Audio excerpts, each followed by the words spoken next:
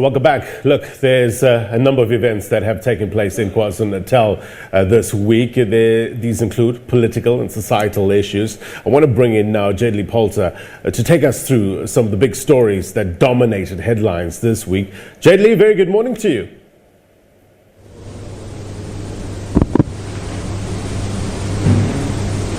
Jadley, you live on the agenda. Okay, it seems that Jadley doesn't quite hear us as yet. We'll try to redial her, get her back online. Basically talking about the situation in KwaZulu-Natal, some of the big stories that made headlines. Remember, we're doing this regional roundup today. We've heard what's happening in the Eastern Cape. We're going to go to the Free State as well, but we'll try to redial Jadley Polter in a short while, get you the very latest of what's happening in that part of the world. Well, ZANU-PF in South Africa has called for thorough investigations into allegations of abduction and torture in Zimbabwe. Speaking with SABC News, ZANU-PF spokesperson in South Africa, Kennedy Mandaza, says this will assist in exposing what he calls misinformation against ZANU-PF. As ZANU-PF and all peace-loving Zimbabweans, we do not condone abductions, be they real or fake. Regrettably, of late, we have preoccupied ourselves on discussing these issues that relates to abductions. As ZANU-PF, we view the abductions as a serious act which is meant to dent the image of the party and the country, and it does also scuttle the efforts of the current leadership to recover the economy for the benefit of the majority of the citizenry who needs help and security during these trying times. Please allow me. COVID-19. Yeah, allow me to just come in there. My question to you is, what's your take on this footage? Because you say that you condemn any abductions that may be happening, but fingers are pointing at ZANU-PF. From what I heard from the voice that was on the footage, there was no mention of ZANU-PF. But that's what activists, that is what many political activists, even opposition parties, have been saying. Even ordinary civilians in Zimbabwe have been saying that ZANU-PF is behind all this that is happening and the torture that's been happening to the people of Zimbabwe. For what benefit would that be to ZANU-PF to torture its own citizens? ZANU-PF is supposed to be protecting the citizens. It is supposed to be working to make sure that the Zimbabweans live in peace. And one would wonder, therefore, what is the benefit of ZANU-PF in abducting its own citizens? But these are the very same individuals. Some of them, we've been running those stories on Zimbabwe for the past few weeks now. Some of the organizers for the march that was supposed to have taken place a few weeks ago were arrested. Some of them received some threats. And these are the people who are against what we call human rights violations on the Zimbabweans. We should separate arrest and abductions, because when we talk about arrests, then they have been implemented by the police. But abductions, as ZANU-PF, we are saying we condemn them. We do not want anyone to be abducted. That is why we are saying any act of abductions that is taking place in the country should be condemned, and those that are doing it should be brought to book. But the question is, condemning, it's just a say. What action will ZANU-PF take to ensure the safety of its people, more so the activists who've been at the forefront fighting for the rights of ordinary Zimbabweans? It is the responsibility of the law enforcement agency in the country to make sure that they follow leads such as the video that we have seen here, if it is presented to them, to make sure that they unravel and find out who is it who is abducting our citizens, who is behind the abductions of these people, because it does not benefit anyone in the country, neither does it benefit ZANU-PF as well, because it has scuttled the efforts that the leadership is putting in place to make sure that we recover the economy. And we've seen President Emmerson Mnangagwa dismissing allegations of abductions, basically accusing civic society organizations and the opposition for staging these abductions. So he says that this is to paint the ruling party in a bad picture.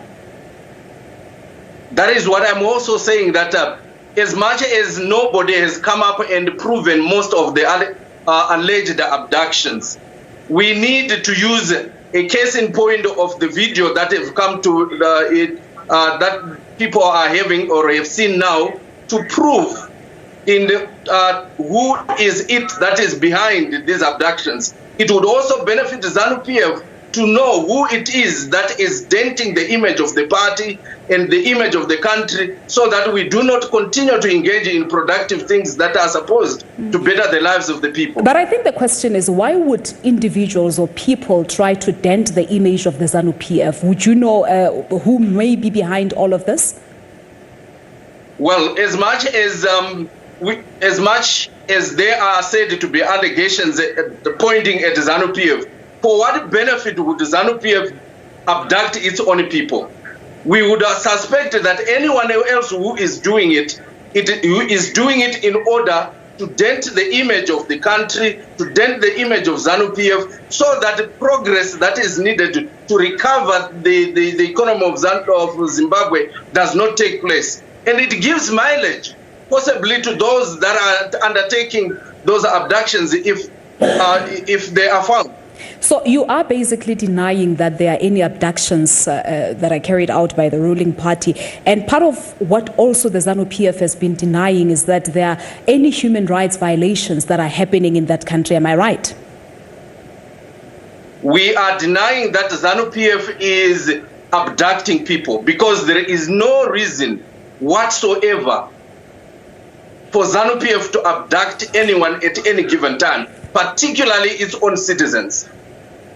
The reason I'm asking you about the issue around human rights violations in that country is because a caucus of diplomats from Zimbabwe have been calling for an end to what they call violations of human rights in the country. So let's just talk about these calls and perhaps the manner in which ZANU-PF itself responds to this particular issue. Well, our point is that if the caucus is sincere on calling for the end of these alleged human rights violations, they should use the same voice and the same platform to amplify the calls for the removal of the illegal sanctions imposed on Zimbabwe. Because these illegal sanctions on their own, they are a serious violation of human rights and an act of war on the innocent Zimbabweans. And in addition, diplomats, unlike activists, they have channels with which they can engage the Zimbabwean government if they feel they have any concern. For them to resort to megaphone diplomacy, it brings doubt on their sincerity given the historical relations that we have had with some of these, with some of the countries whose diplomats are coming out now and say there should be an end of violations. Yet they've not called at any given time for the end of sanctions that have called untold suffering and human rights violations on many of Zimbabweans.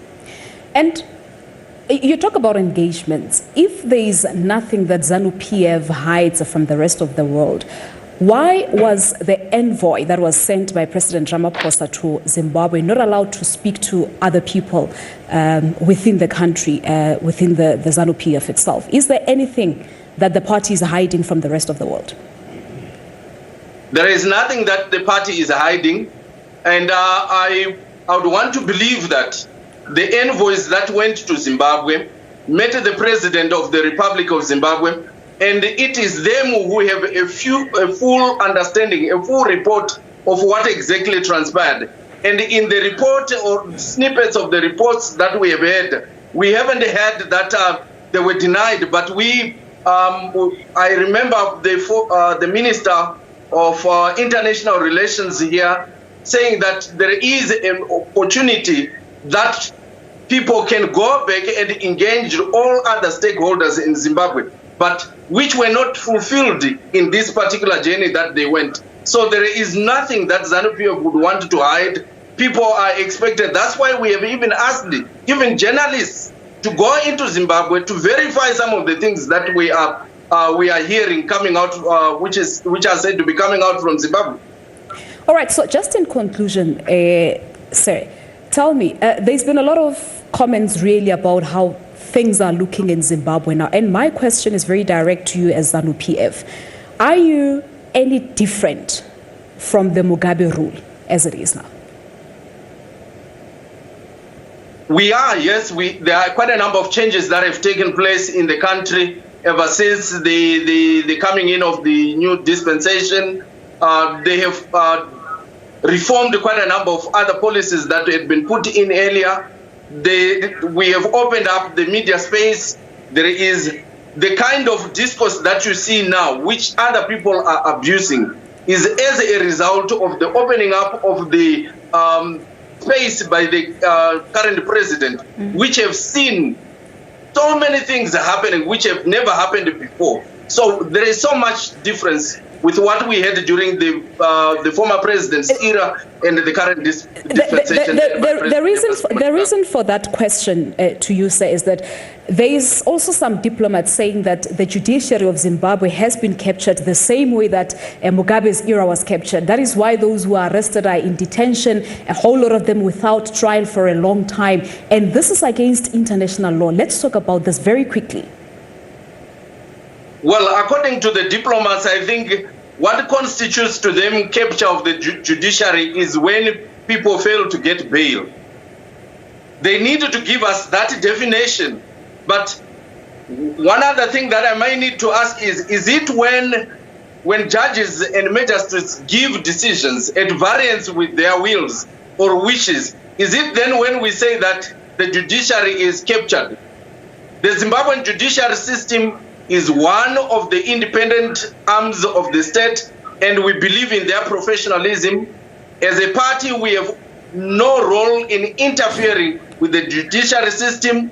We have cases that we have that have been brought to the courts, and the judgments that the courts have passed were not in our favor, or we did not expect them. All right. Because we believe in the rule of law and the independence of the judiciary, we accepted the judgment. All right. And we expect diplomats to act as much. They should not insinuate that when something has not been done in their favor, the judiciary is captured.